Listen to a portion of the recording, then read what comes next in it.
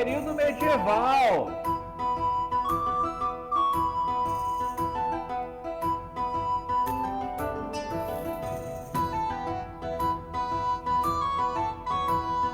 E aí, galera, tudo bem? Vamos lá? Seres humanos, e aí? Bom ou não? Espero que sim. São Tomás de Aquino. Bem,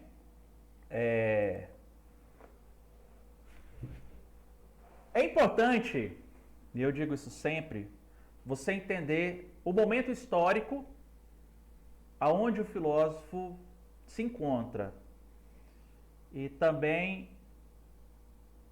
o território aonde ele viveu.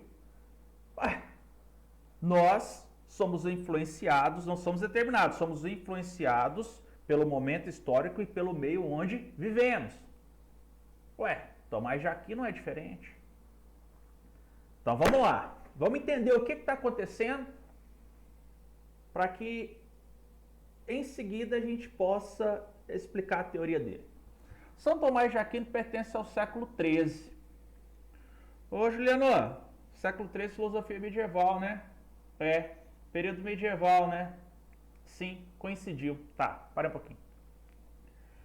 São Tomás de Aquino, ele tem a preocupação em discutir a relação entre razão humana e fé cristã. Só que é diferente do Santo Agostinho. Ele busca conciliar razão humana e fé cristã. O Agostinho tem por objetivo colocar a fé acima da razão. Mas ambos estão discutindo, ambos estão fazendo filosofia cristã. Então, por que essa diferença? Por que um valoriza a fé, enquanto que o outro tenta conciliar fé e razão? Momento histórico. O Agostinho, ele viveu em um período em que a igreja, o cristianismo ainda está o quê? Se consolidando. Tomás de Aquino vive um período em que a igreja já está consolidada. Mas, e aí? Tá. É importante você entender desde já que Tomás de Aquino, ele busca conciliar fé e razão. Se ele busca conciliar fé e razão, ele está focando tanto o theo quanto o antropo. Ele está tentando estabelecer um equilíbrio entre teologia e filosofia. Então aqui, ó, conciliação entre fé e razão, entre theo e antropocentrismo, entre teologia e filosofia. Tá bom, por quê? Apesar da igreja ter poder, ela está começando a perder o seu domínio, porque poder e domínio são coisas distintas. Como assim? Dá um tempinho aí. As principais obras de São Tomás é a Suma Teológica e a Suma contra os Gentios. Por quê? Porque são nessas obras que ele prova a existência de Deus por meio da razão. Mas por que ele fez isso? De novo, porque a igreja tem poder, mas ela está perdendo domínio.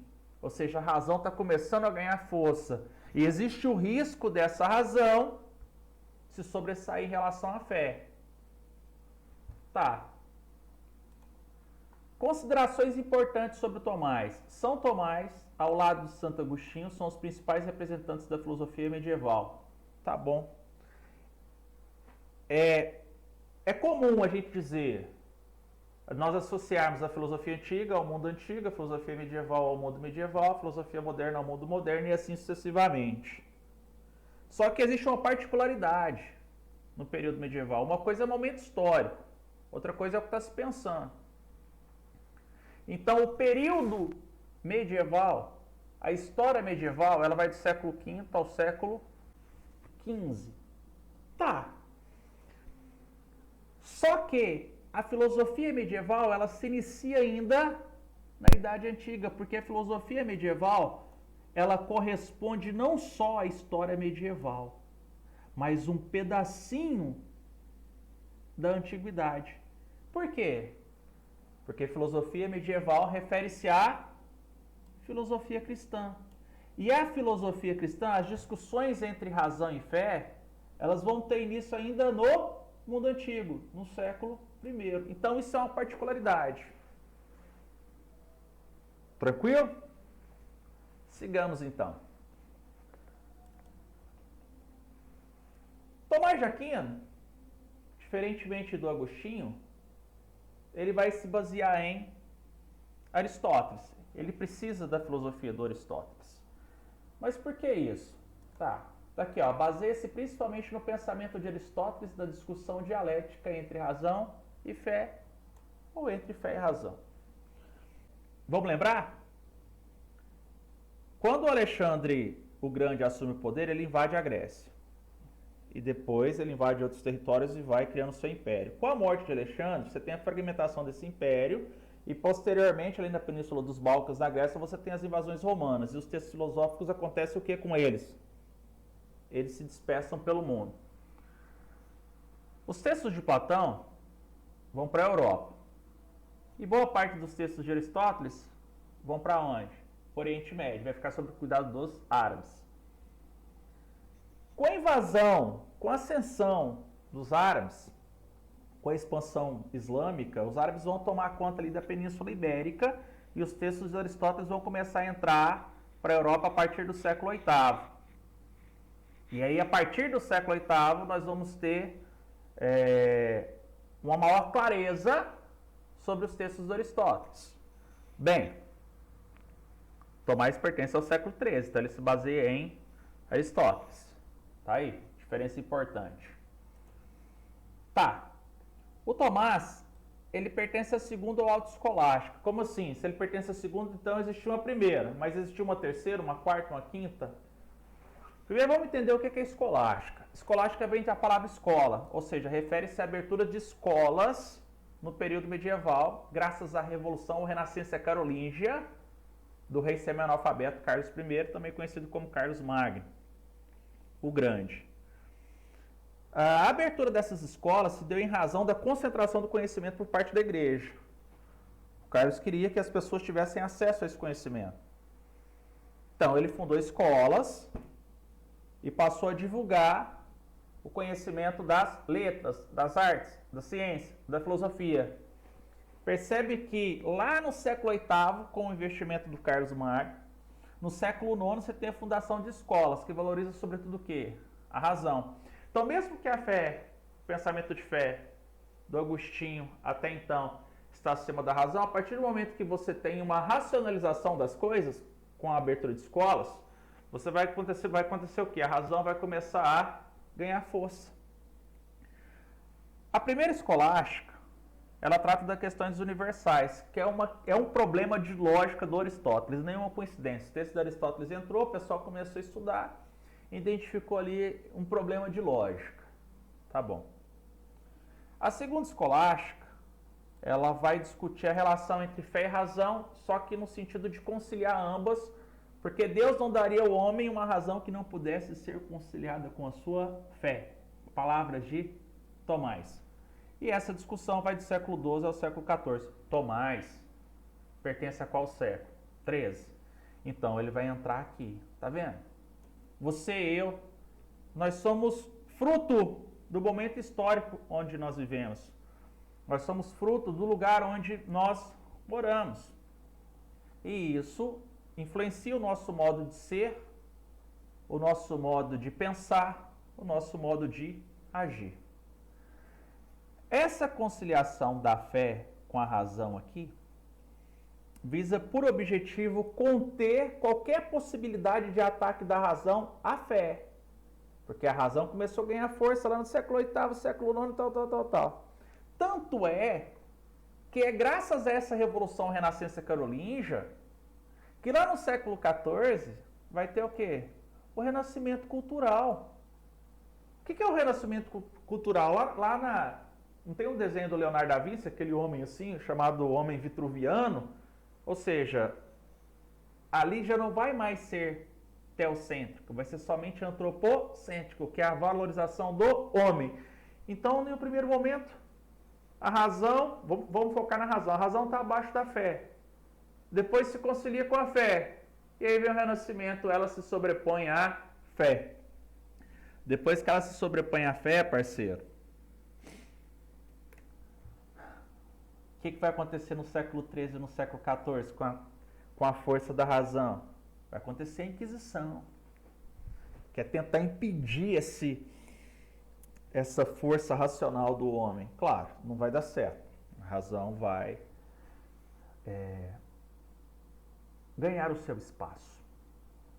Bem, sabendo então que Tomás busca conciliar fé e razão com base no Aristóteles,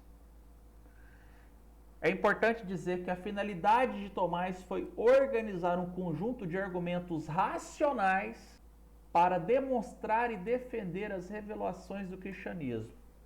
Se antes a questão teológica se valia somente da fé como critério de verdade, a razão não trabalha assim. Trabalha pelo processo de reflexão, questionar, perguntar, indagar. Então, para um pouquinho. Se a fé já não basta mais, é necessário então mostrar que essas verdades da fé podem ser compreendidas pela razão. Então, de uma maneira racional, eu vou mostrar que tudo que a fé acredita, a razão corrobora. Olha aqui que bacana! Idade Média, entre aqui a Idade Antiga e a Idade Moderna. A Alta Idade Média, início da Idade Média, e a Baixa Idade Média, fim da Idade Média, são dois momentos históricos bem distintos. O Tomás de Aquino está aqui na Baixa Idade Média, aonde nós vamos ter as cruzadas a partir do século XI, nós vamos ter o renascimento comercial e urbano e a ascensão das pessoas que vivem nos burgos, chamados de burgueses, a formação das monarquias nacionais e dos estados absolutistas posteriormente. E claro, aqui na Baixa Idade Média nós vamos ter a crise do feudalismo. Tomás de Aquino viveu aqui na Baixa Idade Média, não foi? Foi. Mas o Império Carolíngio do Carlos Magno, que vai fundar a Escolástica, vai acontecer ainda na Alta Idade Média.